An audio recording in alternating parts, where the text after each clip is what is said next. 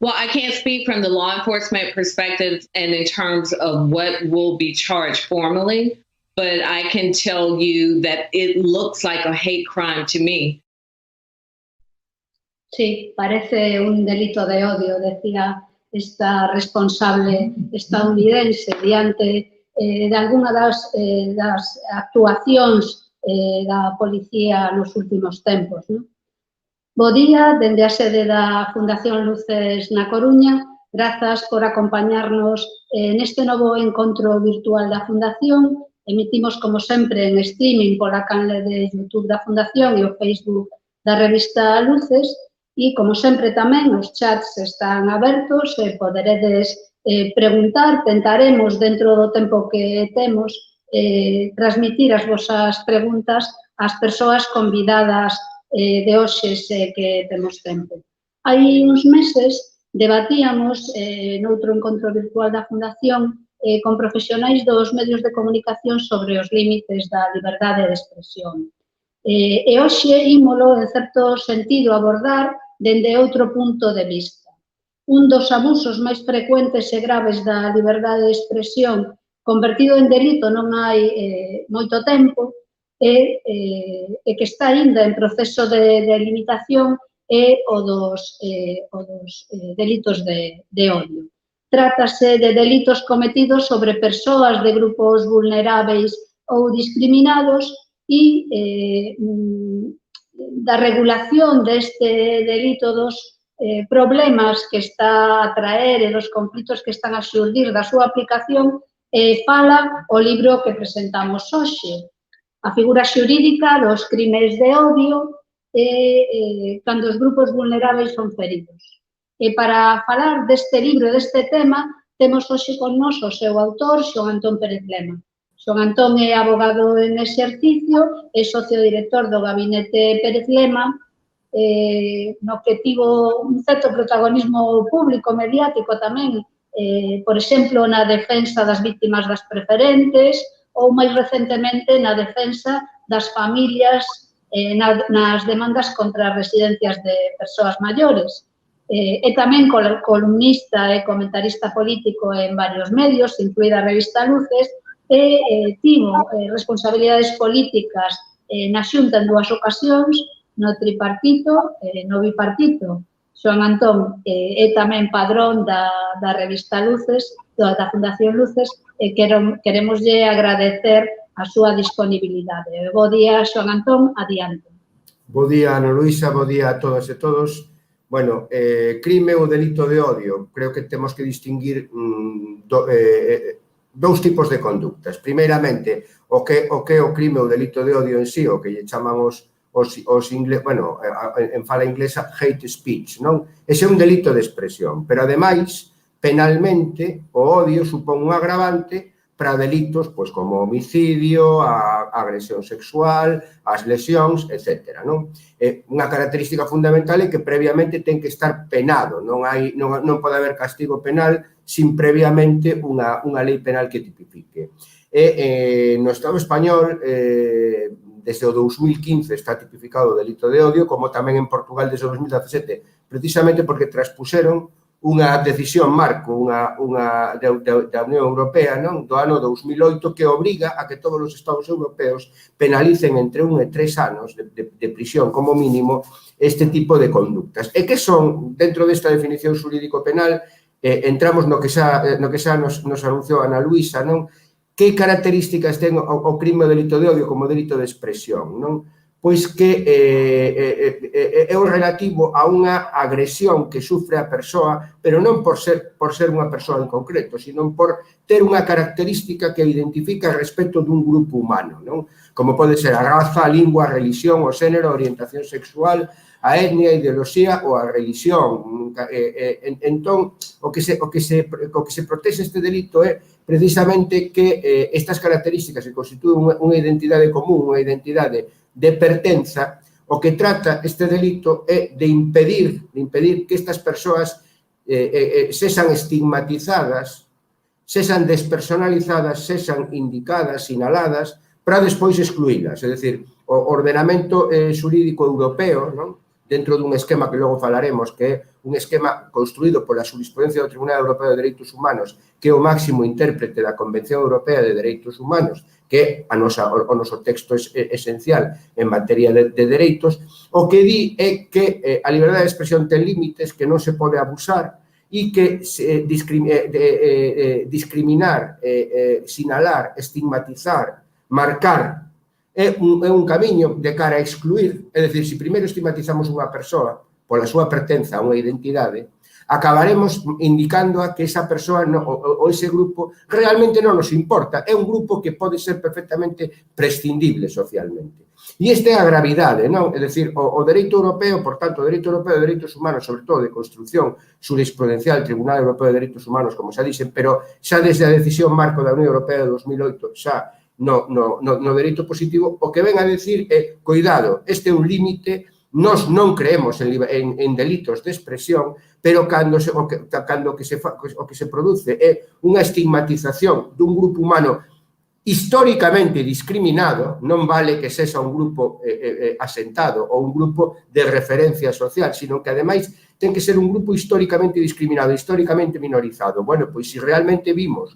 dunha situación de minorización, marcar ese grupo, estigmatizalo, sinalalo, vai supoñer unha posibilidade real de exclusión social, non? E, por tanto, en base a esa exclusión social, considera, por tanto, esta doutrina europea, xa trasladada a dereito, que hai que establecer límites e que hai que establecer esta penalización, non? Deste crime específico, deste crime de odio, non? Bueno, isto está en Europa, está asinado polos 47 Estados membros do Consello de Europa, que é precisamente onde se insire esta estructura do Tribunal Europeo de Dereitos Humanos, e contrasta esta doutrina europea, onde se considera que a liberdade de expresión non acolle o abuso, e abuso é estigmatizar un grupo minorizado simplemente pola súa característica esencial, que é a súa identidade, e, por tanto, a sociedade require que mecanismos eficaces contra esta exclusión. Isto o que decía que contrasta radicalmente co sistema norteamericano. En Norteamérica, a liberdade de expresión, que está reconocida na First Amendment, a primeira enmenda, xa que entrou en vigor en 1815, a liberdade de expresión concíbese como algo negativo. Negativo no sentido de que é un espazo donde non pode haber inmisións. E, por tanto, queimar unha bandeira non é delito, en ningún caso, pero guindarlle unha cruz de lume a un cidadán afroamericano no seu xardín tampouco é delito, sempre que non haxa inmediatamente, os únicos accións delitivas son as violentas ou as que inviten dunha maneira efectiva e real e directa á violencia. É dicir, esas ameazas directas. Ese é o esquema do Tribunal Supremo dos Estados Unidos, non? Totalmente diferente neste sentido. Podemos, o mellor, pois, falarmos de, bueno, decíamos que no Estado español recoñeceuse o delito de odio no 2015, en Portugal, eu creo que cunha recepción máis aquelada foi no 2017, porque a directiva europea é do ano 2008, non?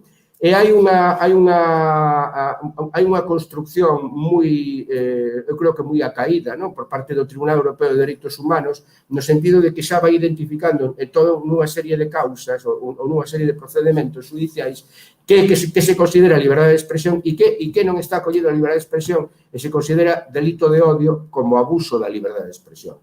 Caso claro, por exemplo, queríame referir a dous casos que son moi interesantes, non? Por exemplo, o de Roger Garaudy, o filósofo, non? Que era, como sabedes, era membro do Partido Comunista Francés, foi expulsado na época que era Georges Marchais o secretario xeral deste Partido Comunista, unha persoa vinculada con movimento Cristianos polo Socialismo, que logo entrou, ou converteuse a religión musulmana, e precisamente escribiu un libro, este home escribiu un libro sobre os mitos fundacionais do Estado de Israel, e ao final acabou sendo condenado pola xurisdicción penal francesa como autor dun delito de odio. E recurriu ante o Tribunal Europeo de Dereitos Humanos.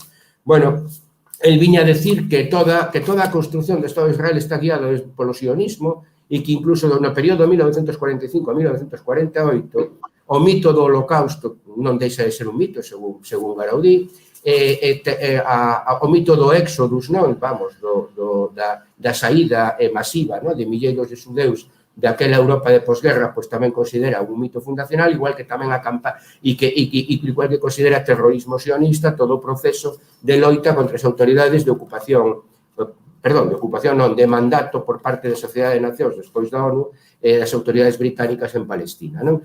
Bueno, pois o Tribunal Europeo de Dereitos Humanos dixo que non, que eso constituía un delito de odio porque o que estaba era marcando, sinalando, excluindo, é dicir, facendo un exercicio de antisemitismo, non? E que a súa posición negacionista do Holocausto claramente o que estaba era estigmatizando a minoría xudía, non? Unha sentenza análoga foi a que sufriu Le Pen. Tamén Le Pen decía que en 20 anos ou 25, pois que Francia estaría dominada polos musulmáns, e tamén se lle di exactamente igual, non? Isto non é liberdade de expresión, vostede non ten dereito a decir estas expresións, isto constitúe un abuso objetivo da liberdade de expresión porque é un delito de odio, porque o que está a facer é estigmatizar precisamente os musulmáns polo mero feito non só da súa religión de orixe, sino tamén da súa orixe, neste caso, xeográfica, non? Ben, eu creo que podíamos comentar algunha cousa máis antes de pasar ás preguntas, como, por exemplo, ainda onte vimos que a Archaina, non sei se era Archaina, a Consellería de Interior do Goberno Vasco, pretendía exercer accións penais contra as xuventudes de Sortu por considerar que cometía un delito de odio contra a Archaina. Pódese cometer delito de odio contra a policía, porque isto é unha cousa moi común. Incluso hasta no ano 2018 a Fiscalía Xeral do Estado avisaba nunha circular: ollo, todo odio marcado pola componente ideolóxica, toda discriminación ideolóxica pode ser constitutiva de delito de odio.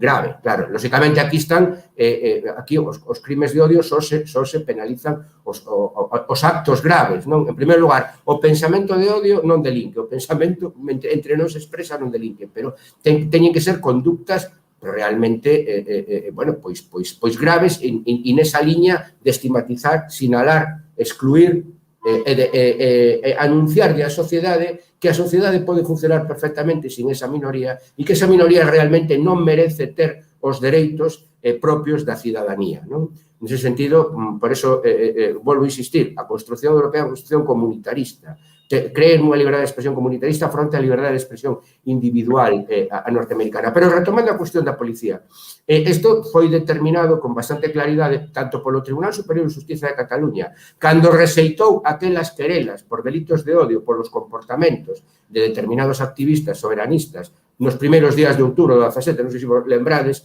que se iba a visitar os de Aporellos, estaban nos hotéis, entón iban aos hotéis e decían: home, pero boten fora esta xente que está agredindo ao povo, non? Hubo unha serie de querelas criminais e o Tribunal Superior de Xustiza de Cataluña dixo: contra a policía non se pode cometer delito de odio, porque a policía, por ser un corpo neutral e funcionarial, está totalmente excluída dese elemento ideolóxico. A policía é neutral, por tanto, non pode ser. Como di vostede que non se pode odiar a policía? Porque é como odiar os inspectores de Facenda, non? Se lle pode ter certa... É dicir, é moi complicado que polo feito de ser policía ou polo feito de ser inspector de Facenda, en primeiro lugar, non son colectivos discriminados nin minorizados, pero que, ademais, son colectivos que teñen que exercer a súa función con neutralidade. Bueno, isto quedou moito máis claro coa sentenza do Tribunal Supremo que resolveu o asunto do caso de Alsasua, non? No caso de Alsasua, en principio, lembremos, non? Por un delito de terrorismo que logo ao final non foi castigado como terrorismo, porque non era terrorismo, eso foi desde logo, foi unha liorta de bar, pero en función desa cuestión conseguiron levar a competencia a Audiencia Nacional no canto de xulgar os xuíces naturais que eran os xuíces que pertencían a Alsasua e que, en último de contas, nos levarían a Audiencia de Pamplona, a Audiencia de Navarra, vale. Moi ben, foron condenados absueltos de terrorismo, pero condenados por lesións agravadas, atentado e agravante de odio. En apelación, a Sala de Apelación da Audiencia Nacional confirmou a existencia de agravante de odio, pero o Tribunal Supremo excluíuna e dixo exactamente igual que no caso do Tribunal Superior de Xustiza de Cataluña. Este é un corpo neutral, non cabe delito de odio contra a policía, non cabe delito de odio contra a policía. En todo caso, a sentenza foi realmente moi vamos, moi desproporcionada en termos penais, moi exagerada, e moi dura, non? Pero, ademais, tamén advirte o Tribunal Supremo dicindo, home, e nese sentido, dalle un tirón de orellas ao Ministerio Fiscal dicindo, parece mentira que vostedes poidan acusar, por un lado, de un delito de atentado que, por esencia, é un delito de agresión á autoridade, e logo de que haxa un agravante nese delito de lesións, nun agravante de odio. Home, se xa teñen a protección a policía, e isto é certo, unha protección absolutamente privilexiada, como é o delito de atentado, que é simplemente poñerlle un dedo encima a un policía supón unha pena de prisión moi aflictiva, non? E, en cambio, eso non se predica non a un policía, ou a un médico dos Sergas no exercicio da súa función, ou a un mestre no exercicio tamén da súa función, ou un profesor da universidade. O que pasa é que o policía considerase que incluso tomando copas no seu lecer sigue sendo autoridade, cousa que tamén semella un pouco desencaixada, pero, bueno, non estamos... O que se trata, ao final, o Tribunal Supremo excluiu a posibilidade de que exista delito de odio respecto de forzas policiais, a pesar de que, ao final, a sentenza foi un absoluto despropósito en termos de proporcionalidade, con penas exageradísimas de 9-10 anos, non? Bueno, eu creo que como ten que intervir moita máis xente e, sobre todo, ten que haber coloquio, simplemente vou rematar isto con, que, bueno, hai moitísimo máis que contar, pero coas miñas dúbidas. Son Antón, despois de escribir este libro, se me preguntades, estás de acordo con a cuestión dos delitos de odio? Pois mira, como diría o noso amigo codirector da revista Luces, Pereiro, teño días porque realmente, como di Judith Butler, que coñeceredes moito a nosa contertulia que vai falar, Carme Adán, pois seguro que a coñece en profundidade. Judith Butler xa nos advirte do perigo de sufrir a expropiación dos valores por parte de quen os usa para a agresión. Di Judith Butler, realmente a cuestión dos dereitos civis estáse utilizando para defender, entre aspas, a sociedade americana respecto da discriminación positiva, da positive action, non? É dicir, utilizar os dereitos civis para impedir accións de discriminación positiva, de affirmative action, non? Entón, seguindo o razonamento de Judith Butler, creo que aínda non está incorporada na cultura xurídica e na cultura, digamos, política do Estado español, non? Sobre todo do Estado español, a cuestión de que os delitos de odio son exclusivamente instrumentos para salvaguardar un réxime de liberdades, non que se poida usar por parte dos propios inimigos das liberdades. E tamén unha cuestión que creo que reflexionas, que matinas, a partir de todo o que foi a historia da posguerra europea, despois da Segunda Guerra Mundial, sinceramente creo que o que presidiu a incorporación dos delitos de odio ao ordenamento xurídico hoxe en día é moi activa a cuestión do LGTBI, dos colectivos LGTBI, pero eu creo que foi, sinceramente, teño que decilo, a posición absolutamente prevalente da minoría xudía en todas as súas grandes elementos de pluralidade, pois no xogo do pensamento e da acción política da Europa da segunda metade do século XX. É dicir, do que se trata é blindar unha interpretación e, entón, dentro de que creo que negar o Holocausto, a Shoah, é un acto de agresión e nefando, e con isto remato esta primeira intervención, realmente temos que marcar a investigación historiográfica tan de preto para non cuestionar un relato que o mellor non deixa de ser un relato e, sobre todo, ata que punto o propio sionismo blindouse con este tipo de políticas para previr a cuestión do antisemitismo. Engado, en Brasil, por exemplo, é moi complicado conseguir a protección das leis de odio, que foron ampliadas polo Supremo Tribunal Federal a respecto dos colectivos precisamente LGTBI, porque hai minorías religiosas que consideran que estes colectivos non teñen dereito de existencia per se no esquema da sociedade brasileira, non? Porque ten sido tan doado, por exemplo, sinalaro con toda claridade respecto de minorías étnicas ou raciais E é tan complicado, por exemplo, se o levamos xa non solamente a cuestión do sexo, sino a cuestión do xénero. Bueno, pois aí quedan esta e moitas outras interrogantes e compre deixar paso ao debate aos compañeiros e compañeiras. Grazas, Xoan, por esta primeira intervención e, efectivamente, temos a outras persoas convidadas para introducilas no debate. Vou nas empezar a presentar. Temos con nos hoxe a Carme Adán. Carme Adán é doutora en Filosofía, profesora de Filosofía en Ensino Medio, foi deputada no Parlamento de Galicia en varias legislaturas e secretaria xeral de Igualdade durante o bipartito. Bo día, Carme. Bo día. Temos tamén con nos a Xulio Ferreiro. Xulio Ferreiro é doutor en Dereito, decano da Facultade de Dereito da UDC e foi alcalde da Coruña entre 2015 e 2019. Bo día, Xulio.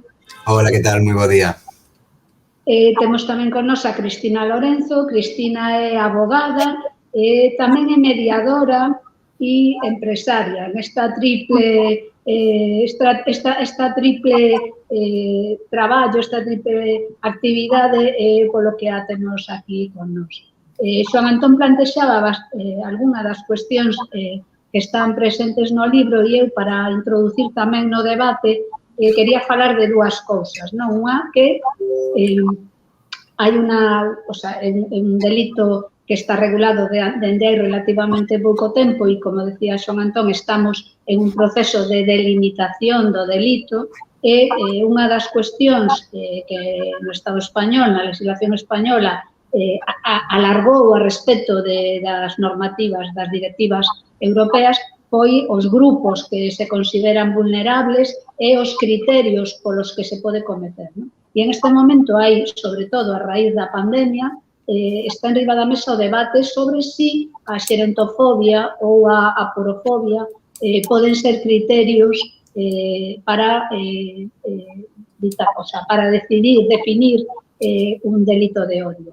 E Xoan Antón o presenta tamén no libro, non?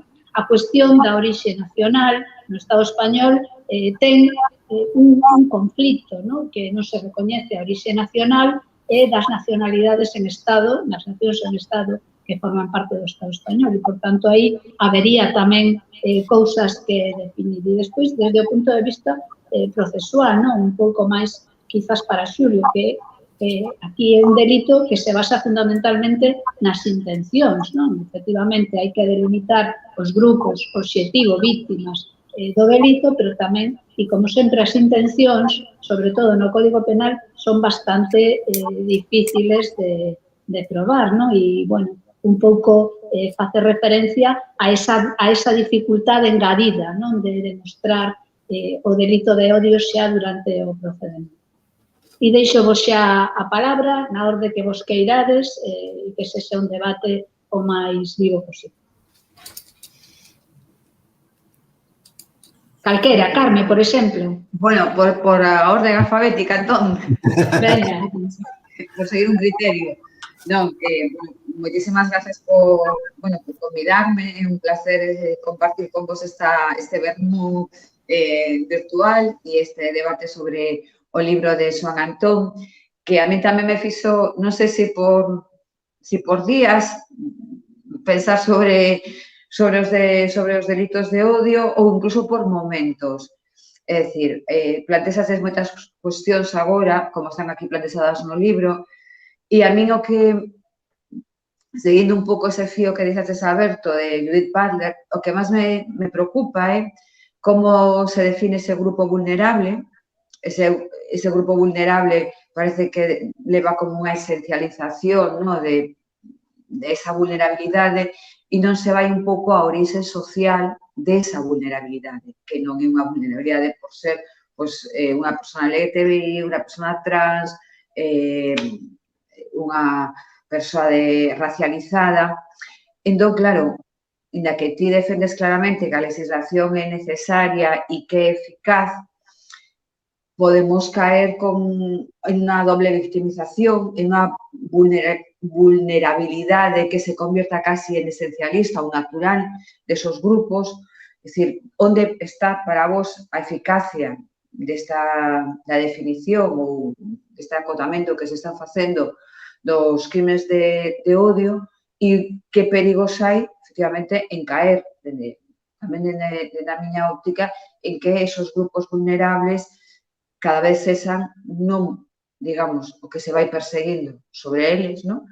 Sino que os convertamos, se revictimicen máis. Justamente onte creo que empeza unha campaña en redes sobre os crimes de odio, porque tamén estamos diante dun novo fenómeno, que os medios que utiliza a xente moza permiten que esa máis discursos, que fluyan esos discursos e que quen os emite, ademais, non sexa, digamos, poda estar no anonimato, non? Poda ser unha persoa que non se coñeza, un grupo con os determinados intereses. Entón, eu poñería esas dúas cuestións, non? Os medios virtuais que fai que os discursos fluyan e vayan a moita velocidade e a dificultade da definición de grupo vulnerable e o que iso implica tamén cara ao propio grupo, colectivo ou as persoas que integran ese grupo. Moi ben, pois se seguimos a orde alfabética, agora tocaríame a min, non? Bueno, nada, eu en primeiro lugar quería comezar a intervención tamén pois agradecendo o convite para estar hoxe aquí, bueno, como membro do Padroado tamén da Fundación Luces, pois nada, un placer participar nunha actividade máis da Fundación, non? E desde logo creo que a segunda cuestión é parabenizar a Xoán Antón, non? Polo libro, pola seriedade xurídica coa que se trata o asunto e pola elección do asunto en sí mesmo, creo que é moi interesante. E se me permitides, por publicar un libro xurídico en galego, non? A verdad que os xuristas que queremos publicar en galego sempre temos máis dificultades, non? Para facelo, co cal a parabenización hai que estendela á editora, non? Porque evidentemente que unha editora se atreva a editar un libro xurídico e en galego pois creo que garante o pouco público, non é o obxectivo, pero creo que ao mesmo tempo a valentía e o interese, non, que ten o libro. Co cal, bueno, eso quería deixalo aí. E o segundo parabén, creo que ten que ir pola elección tamén do título, non, incluso. Creo que introducir, non, o elemento da vulnerabilidade no propio título, na propia definición do que son os delitos de odio, creo que é un acerto, non, de como encara Xoán Antón a explicación. Porque, claro, evidentemente, non, eu creo que a todo demócrata ou a toda persoa, non, que temos os dereitos humanos como metidos dentro e como guía da nosa actuación profesional, xurídica, etc., nos plantea dilemas o delito de odio, os delitos de expresión en xeral, non? É dicir, eu creo que non se pode caer en que hai unha liberdade de expresión absoluta, creo que eso ninguén en ningún momento da historia o defendeu, non o defende ni sequera, non, a doutrina do Tribunal Supremo dos Estados Unidos, que podría ser máis permisiva e que de feito é, non, que o Tribunal Europeo de Dereitos Humanos, pero, bueno, sempre hai límites á liberdade de expresión, non? Pues, unhas ameazas é liberdade de expresión, pero é límite, non? Insultar ou vexar alguén é expresión, pero ten un límite, non? Que o honor do demais, a integridade física dos demais, etc., non? Co cal, creo que aquí tamén estamos un pouco niso, non? Estamos un pouco falando de cales son os límites do discurso de odio. É dicir, en que momento o discurso de odio ou o discurso vexatorio para un colectivo ten que comezar a ser asunto do Código Penal ou non. E os límites sempre son difusos aquí, claro, é moi difícil, non, trazar a liña. É certo que hai elementos que nos van a facilitar, bueno, Xoán Antón decía antes, bueno, a protección que ofrece o Código Penal a certos colectivos, claro, a autoridade.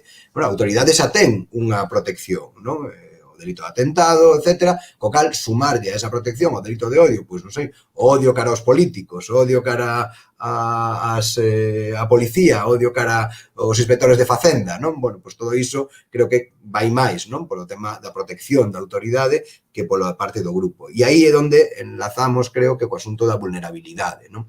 Creo que se ten sentido a protección frente a odio de determinados colectivos, ten sentido pola vulnerabilidade destes colectivos. É dicir, odiar ao poderoso, en este sentido, eu non vou a afirmar se éticamente é igual ou non que odiar ao débil ou exercer, máis que odiar, non? Exercer accións de odio contra o o poderoso é igual que exercelo contra o débil desde o punto de vista moral ou ético. Isso é unha cuestión que creo que queda fora do dereito penal. O dereito penal ten que falar de necesidade de protección, non? E a necesidade de protección, desde logo, o poderoso sempre ten menos necesidade de protección frente a este tipo de agresións que ten o vulnerable, non? Porque eu creo que o delito de odio non se limita a expresar unha opinión vexatoria, non? O non sería suficiente con isto frente a ese colectivo, configurémoslo como lo configuremos, sino que ten que haber algo máis, non? Ese elemento subxetivo do que falaba Ana Luisa non pode ser un elemento simplemente digamos, de interiorización de unha senreira cara a un colectivo. Ten que, entendo, levar aparellada unha acción ou unha intención de subalternizar a ese colectivo, de erradicar, non, en algún caso, ese colectivo e, desde logo, en moitas ocasións, de deshumanizar a ese colectivo, non? Sexa un colectivo racial, sexa un colectivo en virtude da orientación sexual ou orientación afectiva, etcétera, non?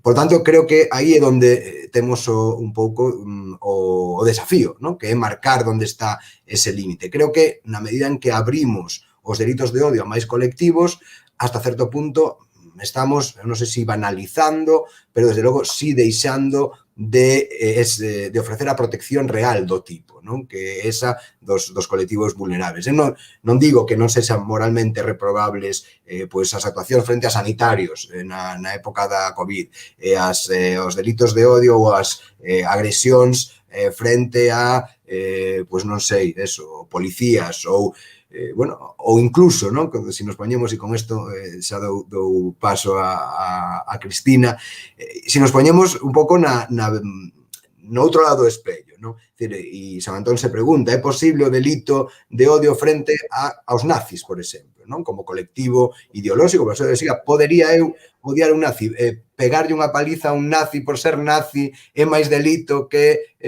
pegarlle a outro, un cidadán sin motivacións políticas. E aquí é onde, verdade, nos empezan tamén a saltar as contradiccións nosas, non? Porque en que medida ese un colectivo digno da protección penal agravada, non da protección penal habitual, evidentemente non. A protección penal nun delito de lesións ou nun intento de homicidio misma para todas as persoas, pero como colectivo, non? Teñen esas características de vulnerabilidade. Sería discutible, non? Hai esa intención de subalternizar, de deshumanizar, de erradicar da sociedade a ese colectivo.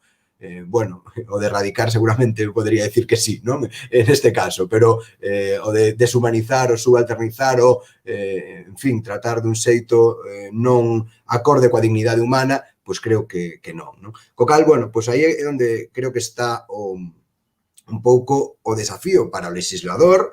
O legislador é moi fácil, porque o legislador, verdade, lesisla e pon as cousas no Código Penal e despois o problema o teñen os operadores xurídicos, verdade? A hora de afinar eso que o legislador quiso facer, hasta onde chega a intención do legislador, hasta onde hai que, por así decirlo, a interpretación da xurisprudencia ten que limitar, non, esas portas abertas que deixa o legislador, e, bueno, eu creo que aquí pois afortunadamente San Antón, non, na súa obra nos ofrece algúns criterios para facer isto, desde logo, non, aí vería moito máis que discutir e seguramente este sexa un problema que digamos, que de lonxe de ser resolto, non digo xa na charla de hoxe, senón incluso non na xurisprudencia próxima, non? Co cal, bueno, eu creo que para min este sería o punto máis importante de discusión, desde logo hai outros, pero bueno, nada, un acerto me parece enfocar, non, na vulnerabilidade a cuestión do delito de odio. Bueno, podía tamén, en primeiro lugar, bueno, un meu agradecemento porque contarás comigo para algo así, teño tantos méritos como o resto dos ponentes, evidentemente. Sí que me gustou un montón o libro, xa xo transmitín, e o enfoque que ten, porque sí que é unha materia xurídica, pero é asequible para calquer persoa que teña mínimo interés por a materia, e moi necesario tamén me pareceu. O enfoque acertadísimo e o lero, así, claro, sorpréndeche. Cando leín o da circular de Fiscalía, tendo en conta que é un órgano xerarquizado, que esa circular é para asumila, quedei tan sorprendida e dixen, bueno, vou mirar, vou ler, abrín e no boletín, aí está, efectivamente, e é, claro, ora o teño delante, non? E dame ganas de lelo, porque que non me precisamente os nazis, non? Que son paradigma de odio e de ideoloxía do odio. Claro, parece unha aberración. Non sei, hai cousas que sí que se deben de debatir, cando menos coñecer, non? Eu quedei moi sorprendida con isto. E despois tamén me chamou moitísimo a atención, claro, a meter no tipo os supostos, a diferencia que aquí hai o tipo cubre cousas diferentes do que se cubre, por exemplo, en Portugal, no seu da Unión Europea. Como Portugal, por exemplo, non figura ideoloxía dentro do que son os delitos. E eu penso se iso non introduce un factor de distorsión indesexable na aplicación do delito, xa na tipificación do delito. Que unhas conductas podan ser delito nun Estado da Unión Europea e que estén cobertas e protegidas e que noutro non. Sí que eso sí que me chocou, o sea, non tanto como a diferencia que pode haber na percepción estadounidense ou brasileira, como si no entorno europeo tan próximo. Sí, e claro, tamén coincido co que dice Xulio, que, claro, estos son delitos con perfiles moi difusos que os teñen que ir dibuixando a xurisprudencia, evidentemente. E creo que as normas sí que deberían de esforzarse en ser moi concretas para non dar pé ao confusionismo. Porque cando pode ser a Fiscalía que lle resulte tan confusa a norma para poñer eso como exemplo de ideoloxías a protexer, non sei. Me chocan, bueno. E nada máis, paso o resto de ponentes. Se me permitides, escoitaseme ben, non? Se me permitides simplemente un apuntamento, xa que se falou xa que hai que falar de agradecementos, a parte de agradecemento da Travesa Editora, non? Decir que o que falaba, me parece que era tanto Cristina como Xulio, non? Da fasquía do libro como un libro con bases, bueno, pensado dende o dereito, pero que é comprensible, bueno, pois isto creo que é fundamental a función desenvolvida non só no meu libro, sino en toda a colección Alicerces que dirixe Teresa Moure, precisamente Teresa, que foi absolutamente esencial, porque sin Teresa non existiría nunca este libro, pero precisamente Teresa Moure, como directora da colección, o que fai é intentar eso, pois que desde enfoques da nosa disciplina, pois poidamos chegar ao grande público cun texto comprensível, non? E ademais, por exemplo, con cousas tan básicas como evitar en grande medida as notas de pé de páxina e facer unha bibliografía ao final, saber máis, pero concentrar. E claro, a verdade é que non sei se vos pasa ou se lle pasa ao público en xeral, non? Pero que moitas veces, incluso en artigos de certa difusión científica, non?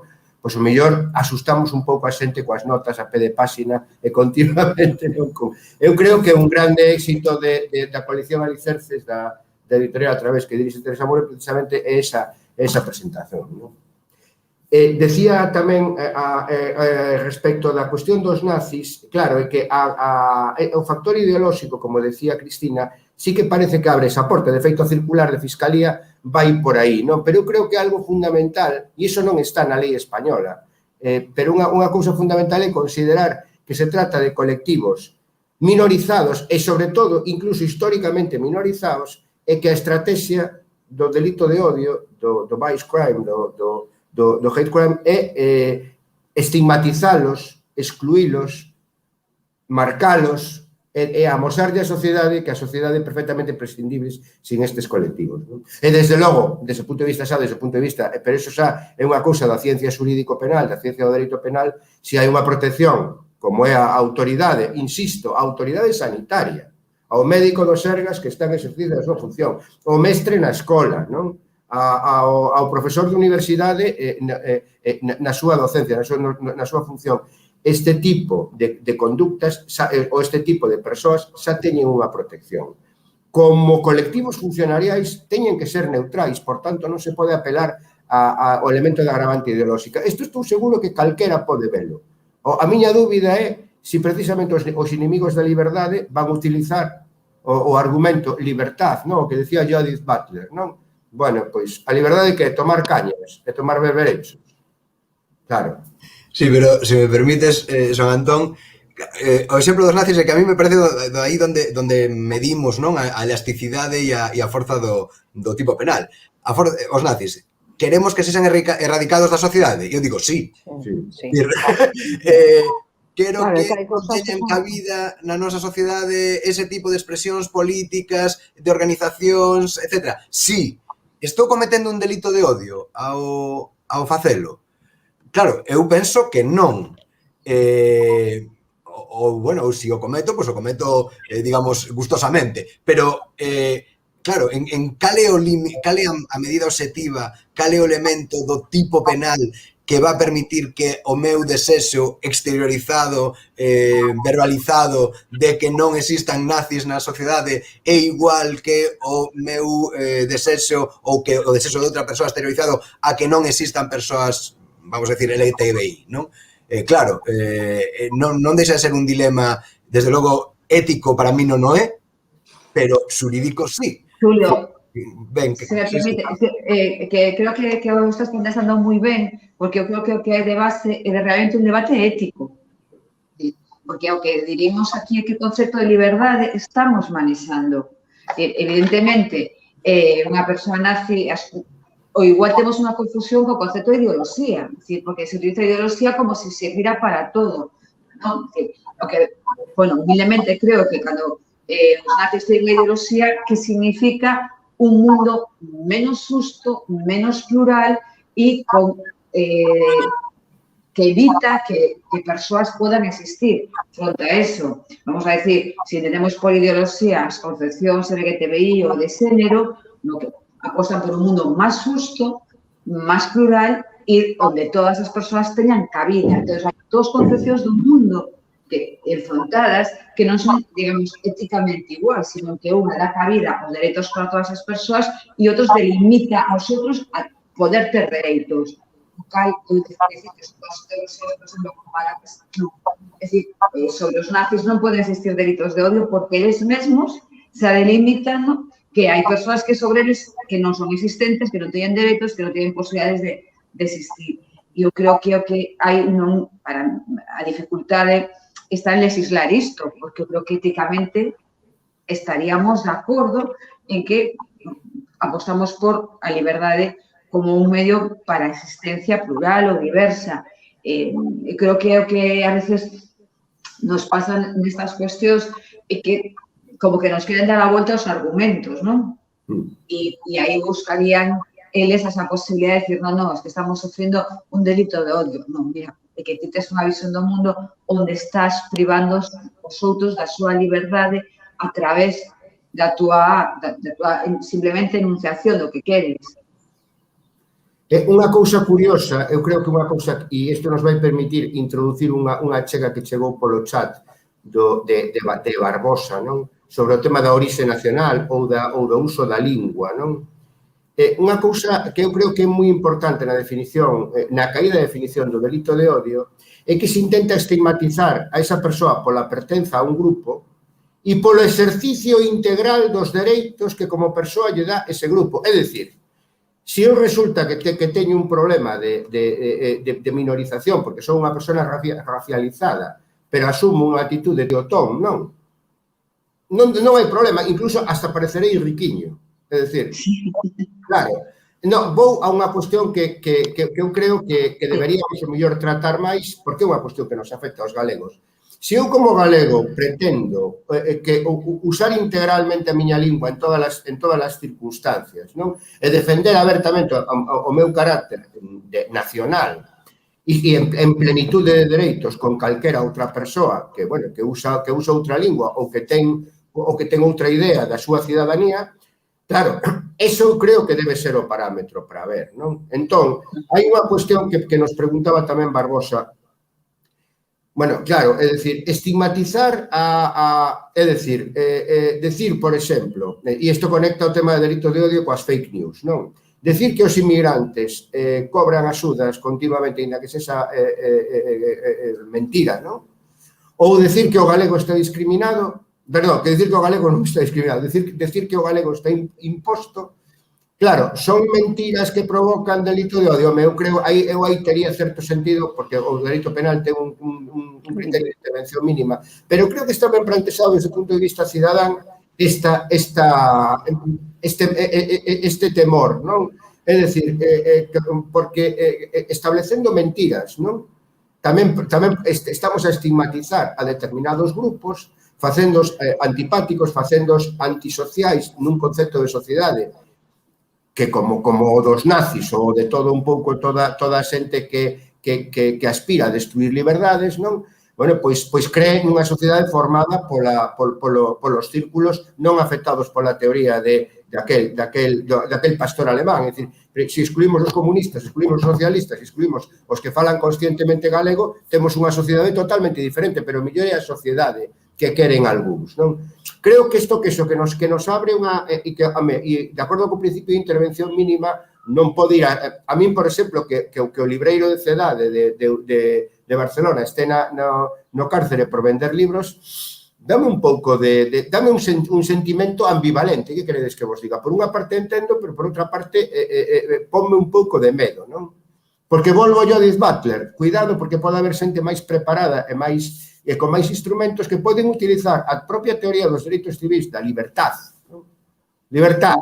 Que é a liberdade? É que estás vendo que incluso estudiando na época da Europa dos anos 30, constantemente os nazis falaban de liberdade e de democracia. Pero que Franco, no seu golpe de Estado do 36, falaba de fraternidade, liberdade e igualdade. Ese é o manifesto de Canarias. Quero dicir que a cuestión de utilizar os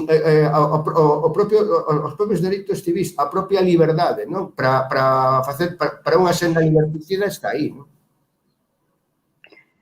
O que pasa, Xoán, que aí tes que adiviñar as intencións que ten a xente cando fai o discurso, non? Eu creo que o discurso de odio é legal, o que non é legal é o delito de odio, e ese momento en que o discurso de odio pasa a ser delito de odio, supoño que é o difícil de delimitar exactamente. O discurso de odio forma parte da liberdade de expresión. Bueno, quizás esa delimitación basada en a cara a quen vai ese discurso, que vai cara a grupos vulneráveis, cara a grupos, cara a personas que forman parte de grupos que están discriminados ou que foron históricamente discriminados, é o que ten que ser a base desa distinción entre un discurso de odio que pode non gustarnos, pero non está penado, e un delito de odio que si está penado, non? Certo, e a gravidade relativa, como decía Xulio, a estigmatización ten que ser eficaz, non? Ou ten que ser potencialmente eficaz, non? Estigmatización no sentido de estigmatizar, despersonalizar e amosarlle a xente que, excluído este colectivo, a sociedade funcionaría incluso mellor. Xa, o que quería decir que o que non se pode pervertir o sentido que ten a norma. E eu, cando creo que a circular introduce o término nazi, o que está facendo é pervertir o sentido que ten a norma. A norma non vai por aí, ni moito menos, e facer a ideoloxía... É un colectivo vulnerable o Partido Socialista. É un colectivo vulnerable calquera outro partido. Por que nomean aí os nazis? Eso é unha perversión manifesta do sentido desa norma. A norma, e o que estabas dicindo ti, do principio de intervención mínima, e que o que non se pode perder é o norte dos límites que ten o dereito penal, porque é o máis punitivo, é o que máis restringe. E estamos falando dun dereito como o dereito á liberdade de expresión, un dereito fundamental, que é núcleo dunha sociedade democrática e aberta. Entón, claro, ves estas cousas e sí que choca. A mí me gustou moitísimo o libro por eso, porque introduce un debate, eu creo que é unha necesidade. O de perfilalo, eu creo que vamos a levar moitas sorpresas así na jurisprudencia en como se llevan dibuixando os perfis a este delito. Sí, sí que, bueno, eu creo que parabenizamos todos o libro, pero tamén hai unha cuestión que a mí me gustou moito, que me deu moito que pensar, cando ti recolles claramente que para que ese grupo sea vulnerable ten que existir preconceptos. Sí, o Eu preconcepto. creo que esa idea dos preconceptos, non? O dos presuizos é a base, é dicir, cales son os preconceptos, que serían que estructuras de poder hai detrás, ¿no?, de esos preconceptos. Es decir, evidentemente, pues, no sé, o profesorado, os inspectores de Facenda, ou a policía, ou incluso pues, grupos ideolóxicos non son grupos vulnerables, porque a estructura de poder é onde eles están, non é a que crea esos preconceptos. E tamén sería como moi interesante ver cales son os preconceptos, que, es decir, que existe detrás de os inmigrantes. Nos están quitando cosas moi sencillas, están quitando traballo, logo vivimos peor, logo sin eles estaríamos mellor. Es decir, que preconceptos que tienen que ver pues, con a origen colonial o que ocurrir con as persoas trans, pois non teñen dereito a súa... Tendríamos un debate moi complexo, pero donde se irían vendo como os preconceptos son, bueno, pues o que de alguna forma compartimos unha parte, se comparte na sociedade acríticamente, e entraríamos, bueno, eu creo que o dereito penal non ten por función educar e facer pedagogía. En cambio, estos delitos sí que unha parte importante está facendo pedagogía para evitar esos preconceptos. Igual tamén, porque eu sempre que escoito os juristas sempre dices que o dereito non ten que facer pedagogía. Pois unha gran cantidad das normas últimamente aprobadas sí que a fan, porque van en moitas ocasións por diante da sociedade e van cambiando conciencias. E a mí ese aspecto que recolles no libro me parece un acerto e moi importante para tratar, bueno, en que parte tamén, pois as normas teñen como, para min, creo que sí obliga, mudar tamén os preconceptos que existen. O dereito sí que fai pedagogía, sí que fai pedagogía, eso pode sabelo perfectamente Xulio, que temos aquí, que foi alcalde. Non hai concello neste momento coa norma esta dos 30 por hora que estea sancionando. Porque, e iso vai contra o principio do dereito, que se entra en vigor, verdad, unha lei ás 0 horas, pode sancionar a partir de 0 minutos. Ninguén se atreve a determinadas normas, non? Pero, por exemplo, regulacións no sentido de unha maior salubridade, non? As cuestións todas que se refiren á seguridade vial, todo foi pedagogía. A pedagogía do... facer un apuntamento... As de igualdade, as de violencia, eu creo, pero é un debate que está aí. A mí unha cousa que tamén me preocupa, pero non é tanto deste debate, pero dentro do debate da liberdade, Xulio e Cristina, que son tamén xuristas, o dereito penal é a última ratio, a última fronteira. Pero, hombre, é que se observamos as sancións de dereito administrativo en moitos ámbitos da vida, é que son moito máis graves que moitos do dereito. É unha cuestión tamén que daba para... Pero, quer dizer, non é só o dereito penal, ás veces... Hai protección de datos. Claro, bueno, incluso, pero a cuestión de seguridade vial, por exemplo, e ademais como unha cuestión en materia de patrimonio natural, patrimonio ambiental, patrimonio cultural, coño, é preferible que che condenen por un delito contra o patrimonio cultural que non que che metan unha sanción da Lei de Patrimonio Cultural de Galicia. Pero, bueno, quero dicir que e iso creo que tamén é un elemento de certa distorsión, porque potencialmente o dereito administrativo, e a máis isto estáse a aproveitar moito, sobre todo en ámbito autonómico, non? Potencialmente, desde o punto de vista do dereito administrativo, estáse creando unha... Incluso a propia lei Mordaza é unha lei basicamente administrativa, é dicir, a lei Mordaza despenaliza a conducta, quita conductas do dereito penal para poñelo no ámbito dun dereito administrativo sancionador que é moito máis punitivo, non? Bueno, además, o dereito penal, eu non sei se ten valor pedagóxica, non? Pero si ten valor simbólico. Quero dicir, o dereito penal é algo que nos está dicindo como sociedade o que é tolerable e o que non. Entonces, claro, eso sí que é un elemento, non sei se é o mismo que queremos decir cando queremos decir que é pedagóxico, non? Bueno, pues, evidentemente, o dereito penal non só é o que nos di o que podemos facer o que non, tamén intenta que adaptemos as nosas conductas ao que se di no Código Penal, non? Evidentemente. A verdad que, bueno, con este tema, non, do que é protexible e non a través dos delitos de odio, claro, estaba facendo un pouco de abogado do diaño, non? Porque, evidentemente, eu desde o punto de vista moral, vamos ao ético, teño as cousas moi claras. Pero claro, o problema é cando traspasamos isto a un tipo penal que debe ser obxectivo, debe ser, ideolóxicamente, non digo neutral, pero desde logo acorde cos valores mayoritarios da sociedade, etc. Bueno, eso é o que nos leva a definir cales son eses grupos. Por tanto, eu aí sigo, no da vulnerabilidade, para mí parece esencial. Agora, a minoría de ultradereitas, nazi, etc., é vulnerable e pode sentirse vulnerable nunha sociedade que desde o seu punto de vista é a sociedade da progresía que intenta eliminar al disidente e tal. É dicir, esa é unha postura ideolóxica que está aí e que é recollida e, efectivamente, pues seguramente teña que ver co que nos decía Judy Butler e que citaba Joan Antón antes, non? Evidentemente, sempre hai así ese dilema moral. A min non me plantea ningún dilema os delitos, por así decirlo, que van máis alá da opinión, é dicir, pues un homicidio que ten un delito de odio detrás, unha agresión física, é o delito de opinión, non? E o outro día temos un exemplo, non? Que era o cartel sobre comparando a pensión da túa avoa co que costa un menor non acompañado, non? E utilizado isto nun cartel anunciador no transporte público durante unha campaña electoral, non? Bueno, e os tribunais, non sei se foi a Fiscalía directamente, os tribunais entenderon que isto non era un delito de odio, non? Bueno, hasta que punto poñer no disparadeiro ou sinalar, non, a un grupo tan vulnerable, non, como son os menores de idade que inmigrantes que non teñen familia, etc. É un grupo super vulnerable, non? E despois eso, evidentemente, non vamos a decir que non teña consecuencias reais.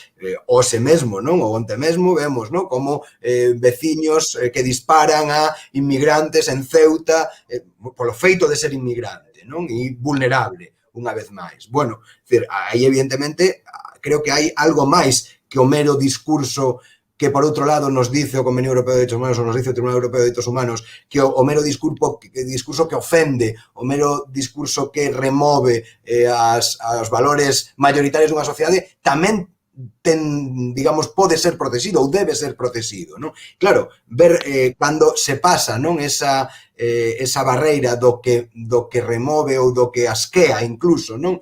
E, pois, por exemplo, o que ten que ver con expresións artísticas que banalizan a religión ou as imaxes religiosas, que a lo mellor a nós non nos produce ningún problema, non? Ver unha imaxe da Virxe María que é convertida noutra cousa, etc., pero evidentemente, para moita xente, o remove por dentro e a ofende. Cando empeza a ser delito de odio, evidentemente? Bueno, creo que hai unha barreira que creo que os operadores xurídicos teñen que facer un esforzo por delimitar, non? E esa, bueno, é a dificultade e o quid da cuestión, evidentemente.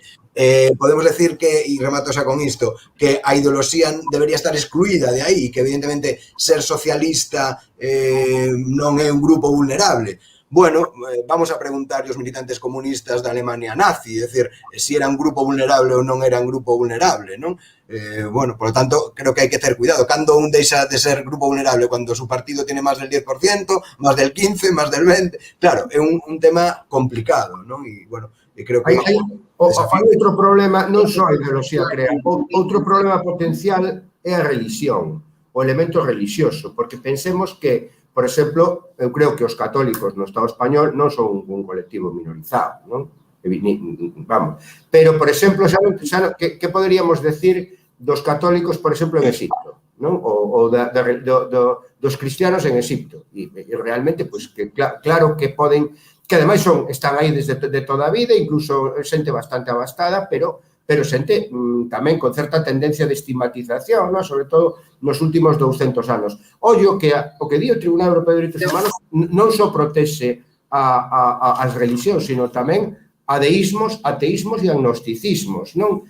Ou seja, que o concepto que di Xulio, mellor, estes conceptos o mellor poden mudar. Por exemplo, non sei eu se en Polonia e Hungría, dentro de 10 ou 15 anos, en determinadas circunstancias, os ateos ou os agnósticos poden constituir unha minoría, digna de protección neste sentido, non? E que eu, cando empezaba ca primeira reflexión, era un pouco o que quería decir, que a vulnerabilidade non é algo per se ou identitario, sino que depende dun contexto histórico e social. A vulnerabilidade sempre é social. É dicir, nos somos corpos que nacemos neste mundo e segundo onde nos toque nese momento, pois constituímos un corpo vulnerable ou non. Entonces, claro, por eso parece tan difícil delimitar, porque tienes que delimitar atendendo a unhas circunstancias concretas nun momento histórico e unha sociedade determinada. Seguramente, pois, igual, non sei, o noso corpo de mulleres sería máis vulnerable noutra sociedade históricamente que hoxe. É dicir, non é unha cuestión que eu creo que a veces a vulnerabilidade habemos por a propia característica, ¿no? Decimos, bueno, pues por ser racializado, por ser muller, por ser LGTBI, non, é o contexto que fai que esas vulnerabilidades social, claro, e de aí eu creo que a nosa dificultade sí que é de tratar isto xurídicamente. Os dereitos humanos son un espacio importante para entendelo, pero ainda así sempre tenemos cosas que están, persoas ou grupos que están na fronteira e grupos que van a manipular eso para decir, bueno, digamos, o exemplo que ponía San Antonio. Creo que é importante aquí é como entendemos esa vulnerabilidade ou como lle damos, como explicamos que é ser vulnerable e como determinadas sociedades en determinados momentos teñen claramente esos de poder e a determinados colectivos ou grupos os minorizan e se convirten en vulnerables. Pois é a 1:00 da tarde, levamos unha hora debatindo, o debate, dende logo, dá para moito máis, pero hoxe imos ir xa rematando.